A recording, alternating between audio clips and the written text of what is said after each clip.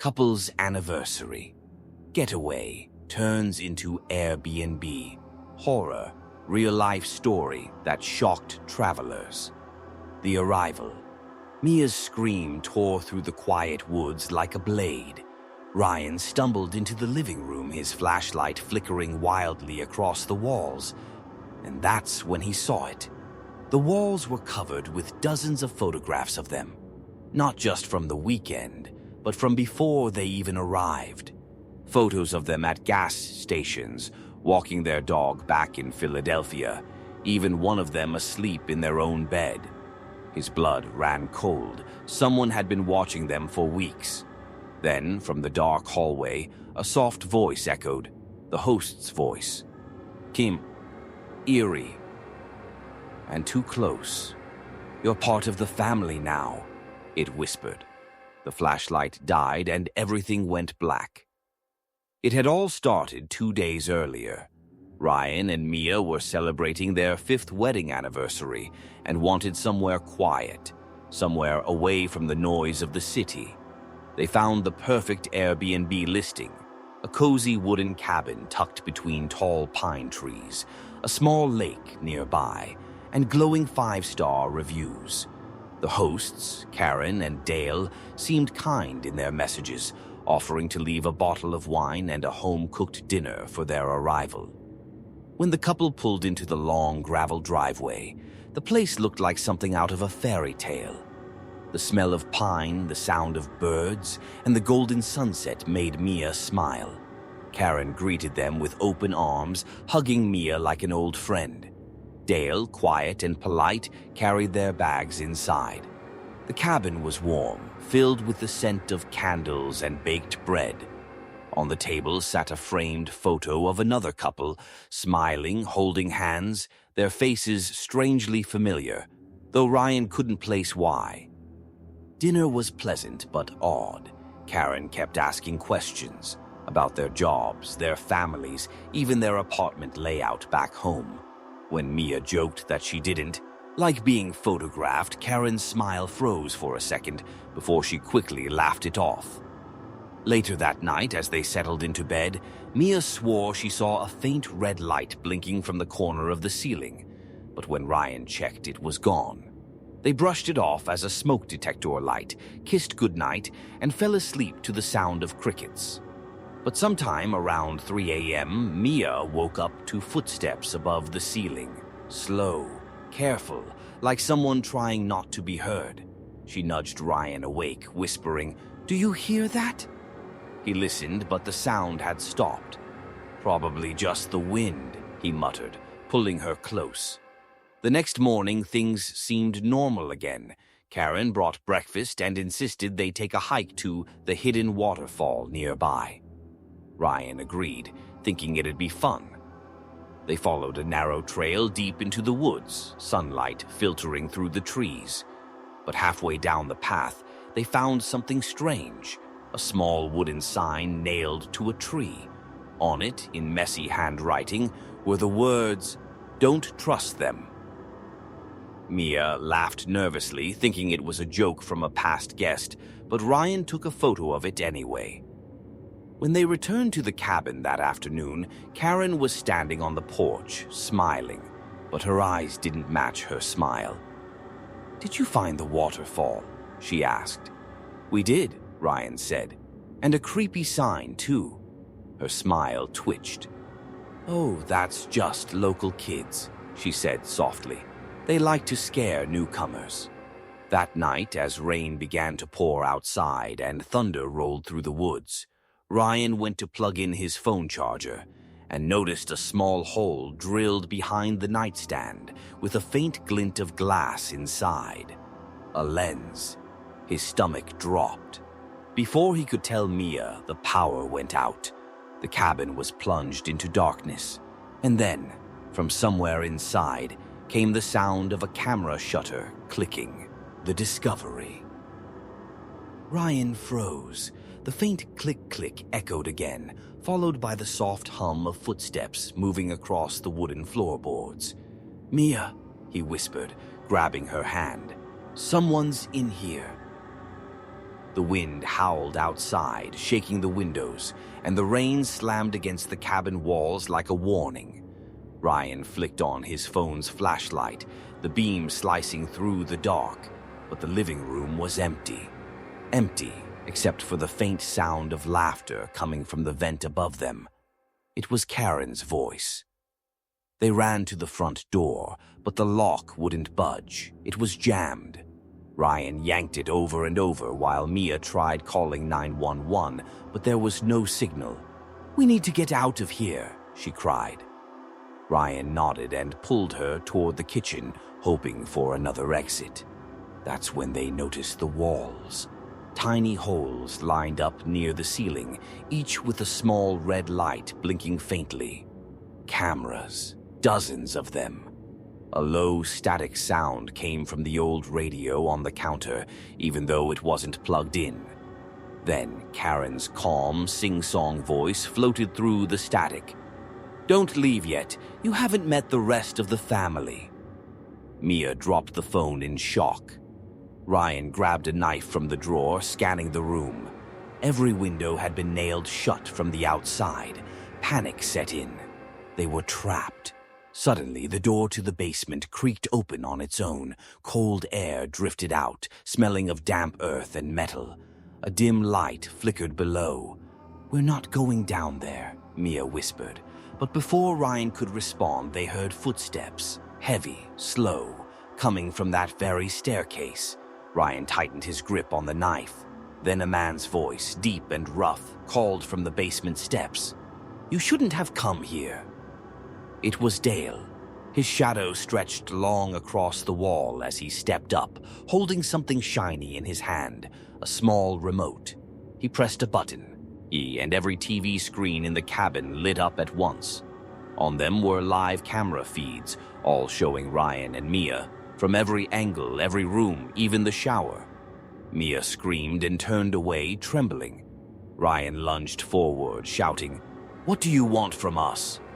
But Dale only smiled. "We just want you to stay," he said softly. "Forever." Ryan threw a chair at the nearest window, shattering the glass. He pulled Mia through the opening, ignoring the shards that cut into his arm. They stumbled into the rain, running blindly through the forest, branches slapping their faces, mud soaking their shoes. Behind them, Karen's voice echoed through the storm, amplified through hidden speakers in the trees.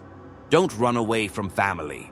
They didn't stop running until they reached the edge of a small clearing, and there, in the middle of it, was something that made Mia's heart stop.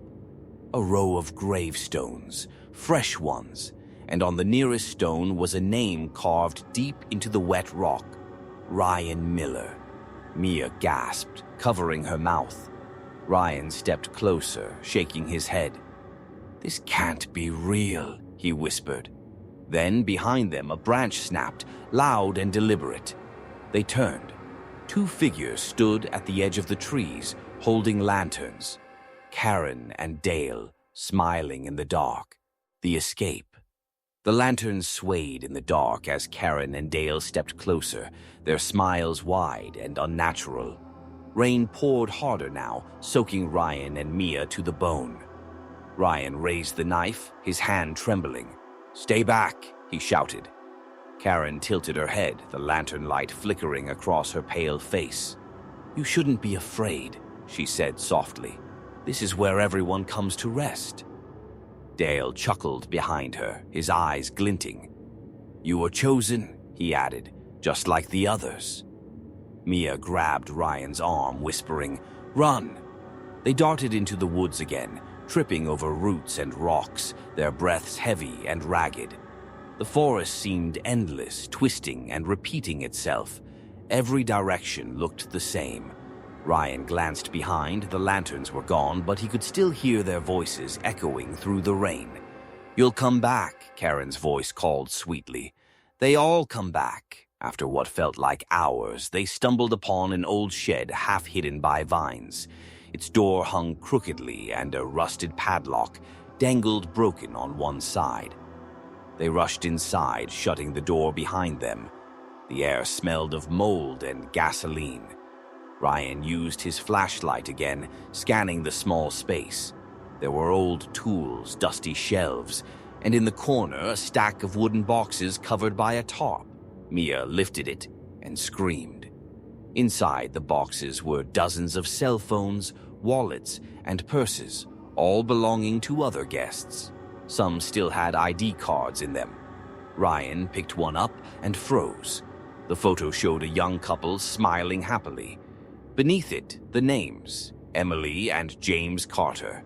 These people, they were all here, Mia whispered. Her voice shook. Where are they now? Before Ryan could answer, something began to thump against the outside wall. Slow, heavy, thud, thud, thud. He turned off the flashlight, holding Mia close as they listened. Then a small scraping sound came from the roof, like someone crawling across it. Dust fell from the ceiling. Mia's breathing grew quick and shallow. Suddenly, the small window shattered, and a pale hand reached through, clawing at the latch. Ryan slashed at it with the knife, and the hand vanished with a scream. They burst out of the shed, sprinting through the rain toward a faint light in the distance. A road. There, Ryan shouted. A car was parked with its headlights on, engine running. Relief flooded Mia's face. They waved their arms, shouting for help. The driver's door opened slowly, and Karen stepped out, completely dry, her smile calm and cold. "You two look lost," she said. Ryan stopped dead, his heart pounding. How did you?" But before he could finish, something hard slammed against the back of his head. His vision blurred. He fell to his knees, the world spinning. The last thing he saw before everything went dark was Dale standing behind Mia, pressing a cloth over her mouth as she struggled. Her muffled screams faded into the night. When Ryan woke up, he was back inside the cabin, tied to a chair. His head throbbed, his wrists burned. Across from him sat Mia, still unconscious, her hands bound. A fire crackled in the hearth, and Karen knelt beside it, humming softly as she stirred something in a pot. On the wall above the fire hung a large framed picture, a group photo. It showed Karen, Dale, and at least 6 other couples, all smiling, all the couples who had disappeared. Karen turned to Ryan, her voice gentle but chilling. "Dinner's almost ready," she said. "You'll want to look your best for the family portrait." The final escape. Ryan's mind spun as he stared at the photograph on the wall. The smiling faces of the missing couples seemed to stare right back at him. Hollow, lifeless, trapped forever. The fire crackled, casting long shadows that danced across the room. Karen hummed softly, her tone almost motherly, as she stirred the pot on the fire. "You'll both be so beautiful in the picture," she whispered, glancing at Ryan with a tender smile that made his stomach turn. Dale stood by the window, sharpening a long kitchen knife, his eyes never leaving Ryan's face. Mia began to stir, groaning softly. "Ryan," she mumbled, trying to move. Her wrists were tied tight with rough rope, her eyes red and glassy. Ryan leaned forward, whispering, "It's okay. I'm here. We're gonna get out." Karen stood up suddenly, her expression shifting from calm to cold. "No one leaves the family, dear," she said. "We've taken such good care of you. Why would you want to go?" Dale walked over and placed the knife on the table between them. "It's tradition," he said slowly. "Every couple gets their picture before supper." Ryan's pulse quickened. He pulled hard against the ropes, the chair legs creaking beneath him. "You're insane," he spat. Karen tilted her head. "No, sweetheart," she said softly. "We're devoted." As she reached for an old camera on the mantel, Ryan's eyes darted to the fire poker resting by the hearth. While Karen adjusted the camera, Ryan twisted his wrists, scraping them against the rope until the skin tore. Pain shot up his arms, but he didn't stop. "Smile," Karen said sweetly. "This one's for the album." The flash went off, and in that blinding light, Ryan broke free. He lunged forward, grabbing the fire poker and swinging it with every ounce of strength. The poker struck Dale's arm, sending the knife flying. Mia screamed as Karen rushed toward Ryan, clawing at his face. Her voice shrill and wild. "You ruined it!" she screamed. "You ruined the family!" Ryan shoved her back into the table, knocking over the camera and the pot from the fire. Boiling liquid splashed across the floor as smoke filled the room. "Mia, run!" he shouted, cutting her ropes with the fallen knife. She stumbled to her feet, coughing from the thick smoke. Flames began to crawl up the curtains, spreading fast. Ryan grabbed her hand and they bolted through the kitchen, kicking open the back door. Outside, the storm had stopped. The air was cold, still, and eerily quiet. Behind them, the cabin burned, lighting up the trees in an orange glow. But as they ran toward the road, a voice echoed from the flames. Karen's voice, distant yet clear. "You can't run forever, Ryan. Family always finds you." Ryan didn't look back. He just kept running until the cabin was a faint light in the distance. Hours later, when police arrived after a hiker reported smoke, there was nothing left of the cabin but ashes and charred wood. No bodies were ever found, not Karen's, not Dale's. But among the rubble, investigators discovered something chilling. A metal box filled with photographs of smiling couples and one new picture placed neatly on top. It was Ryan and Mia. The photo had been taken just before the fire, both of them smiling, eyes wide, faces pale, as if frozen in the moment. And at the bottom of the photo, in neat handwriting, were the words, "Welcome home, Ryan and Mia, family forever." Ryan and Mia were never seen again after that night. Some say they changed their names and vanished. Others believe Karen and Dale are still out there, waiting for their next family to arrive. The burned cabin was rebuilt years later, and locals claim lights still flicker inside on stormy nights. Maybe the family never left at all. If you enjoyed this chilling true story, stay tuned for more real-life horrors. Subscribe to this channel if you dare.